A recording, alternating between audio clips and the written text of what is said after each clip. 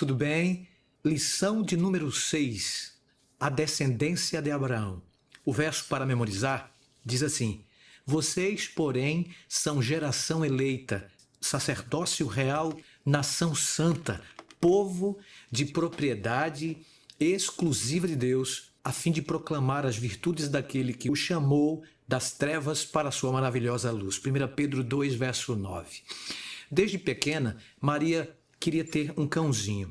Porém, seu pai nunca foi favorável a esse desejo dela. Certo dia, pensando sobre o assunto, ele até que aceitou atender o pedido de Maria. Desde então, Maria começou a olhar sites de ONGs e canis que tivessem informações. Viu fotos de cachorros fortes, bonitos e bem cuidados. Percebeu que a escolha seria bem difícil. Enquanto não escolhia, ela pensava em alguns possíveis nomes. Certo dia, ao se dirigir a um canil, avistou na rua um filhotinho sem muita beleza, abandonado e assustado. Não era bonito como os cães do canil, mas tinha um olhar cativante, cheio de vontade de ser levado para casa. Então, a menina disse ao pai que já havia encontrado o que procurava. Em vez de ir ao canil, levou para casa aquele cãozinho. Agora, tudo o que ela queria era que o herdeiro de sua escolha e cuidado lhe fosse leal e amável. A exemplo da pequena Maria, Deus havia escolhido Israel para ser seu povo próprio, separado para ele. Essa escolha não ocorreu com base na aparência exterior, por mérito, nem por ser um povo numeroso, o que não era, mas porque Deus o amava e desejava sua obediência à aliança em amor. Portanto, a graça que elegeu e que excede nossa compreensão alcançou também Israel. Deus chamou Abraão e seus descendentes e lhes fez uma promessa. Com base nessa promessa, ele conduziu seu povo pelos eventos da história, libertando-o da escravidão do Egito, de acordo com Deuteronômio 7, verso 8, e sustentando-o com suas mãos poderosas. Dessa maneira, o amor e a escolha de Deus foram conhecidos vividamente por meio da experiência de relacionamento com Ele. Observe que, no Egito, Deus foi ao encontro de Israel para lhe oferecer amor e liberdade. Nesse caso, percebemos que Deus tem compaixão do povo, deseja presenteá-lo com a liberdade da terrível escravidão, oferece amor e cuidado, promete fazer dele uma grande nação sobre a terra, assegurou exaltá-lo acima das nações pagãs. Dessa maneira, em uma relação pactual e íntima com o Senhor, os israelitas fiéis seriam conhecidos como os que amam ao único Deus e que guardam os seus mandamentos. A íntima relação entre o amor para com Deus e a obediência aos seus mandamentos já tinha sido descrita em Deuteronômio 6, de 4 a 9. Em contraste, aquele que não o amava, consequentemente, desobedecia aos seus mandamentos e atraía as consequências de viver sem o amparo divino. Não que Deus não quisesse proteger o povo, mas porque as pessoas, por sua deslealdade, recusavam a oferta do acolhimento divino. Portanto, com base nesse amor e nessa escolha divina, os israelitas eram persuadidos a ser leais à aliança que Moisés estava prestes a colocar diante deles.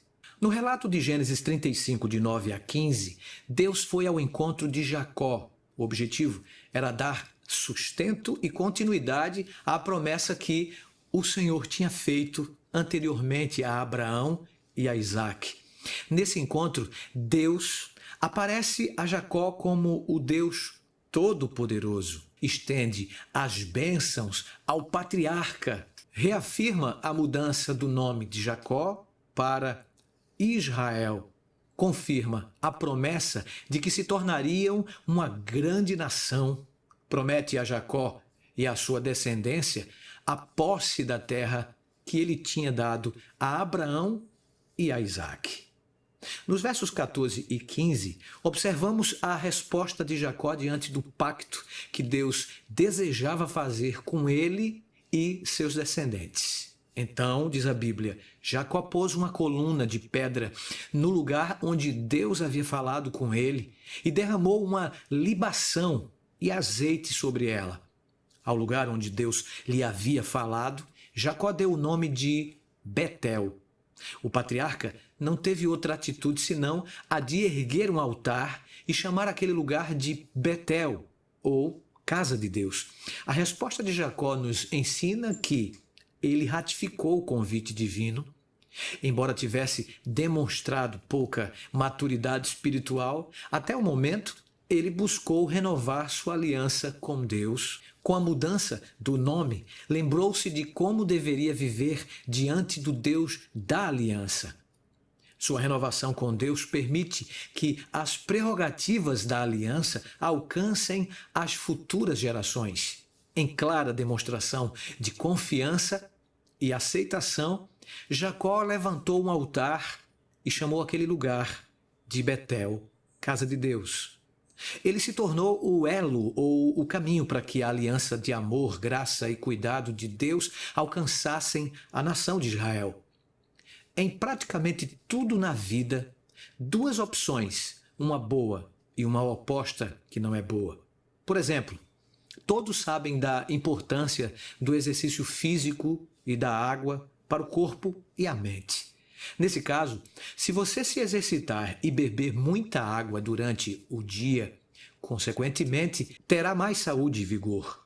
Mas, se você escolher não fazer exercícios e não beber água, naturalmente, você tem a liberdade para escolher uma das opções e, naturalmente, será beneficiado por uma e amaldiçoado pela outra. Portanto, isso nos ensina que as maldições da vida, na sua maior parte, são resultado das más escolhas ou maus caminhos trilhados na vida. Foi exatamente o que aconteceu com Israel. Em Jeremias 11, o profeta recebeu ordem de Deus para refrescar a memória do povo quanto à aliança que Deus havia feito com o povo. Nessa aliança, o povo tinha duas opções: ser fiel à aliança e colher os benefícios dessa parceria com Deus, ou não ser fiel e colher as consequências de viver sem o cuidado especial do Onipotente. Deus havia admoestado inúmeras vezes no passado, mas costumeiramente a nação repelia a voz de Deus. Um claro exemplo dessa triste realidade são os versos 9 e 10, que retratam os homens de Judá formando uma conspiração para romper a aliança ao trocar o Deus dos céus por deuses pagãos. Como fruto de tal apostasia, o juízo cairia sobre o povo. Deus não mais ouviria as orações desse povo. A maldição consumiria a casa de Israel. Os incontáveis deuses abraçados por eles jamais os livrariam do mal que lhes sobreviria. Eles colheriam as consequências das suas más escolhas. O profeta Jeremias, no capítulo 12, versos 1 a 6, perguntou por que Deus, em sua justiça, havia permitido que o caminho dos maus prosperasse, enquanto os justos, como o próprio profeta, sofressem. Em sua resposta, Jeová alertou Jeremias, declarando que a condição do povo era tão deplorável que o profeta enfrentaria intensos conflitos e oposição rígida, em especial a intriga e traição dos da própria casa. Em Jeremias 12, 7 a 14, vemos Deus abrindo o coração e expressando tristeza pela maldição e assolação que o povo estava atraindo por causa de suas perversas escolhas. A realidade é que o cumprimento da vontade divina trazia consigo uma promessa de bênçãos, mas o que se afastava do Senhor, fonte de bênção e vida, caía sob o domínio da maldição. de acordo com Deuteronômio 31, versos 16 a 20. Ao longo da história do Antigo Testamento, vemos a aliança renovando até alcançar todos os povos, incluindo os que vivem no século XXI. Deus fez sua aliança com Adão e seus descendentes, Gênesis 3,15, Noé e seus descendentes, Gênesis 9, 1, 8 e 9, Abraão e seus descendentes, Isaías 51, 2, Judá e os seus descendentes, 2 Reis 17, de 7 a 8. Essa insistência na renovação da aliança é claramente uma demonstração de amor e graça que Deus não se cansa de oferecer a seu povo. Embora Israel tivesse caído diversas vezes no engano do mal, Deus sempre providenciou uma forma de restaurar e salvar sua nação escolhida.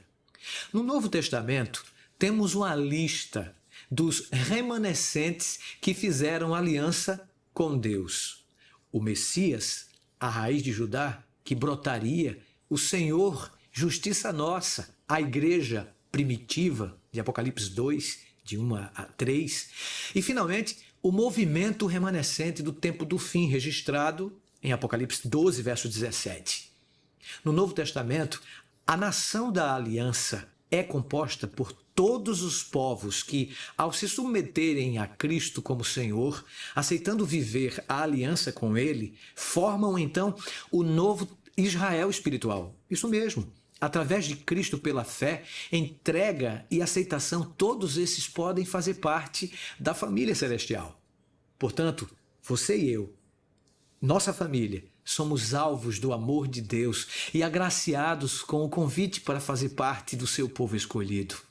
Que dádiva maior poderíamos desejar, a não ser a de fazer parte da grande família celestial? Que você tenha um ótimo estudo da lição da Escola Sabatina desta semana. Que Deus te abençoe. Até o nosso próximo encontro.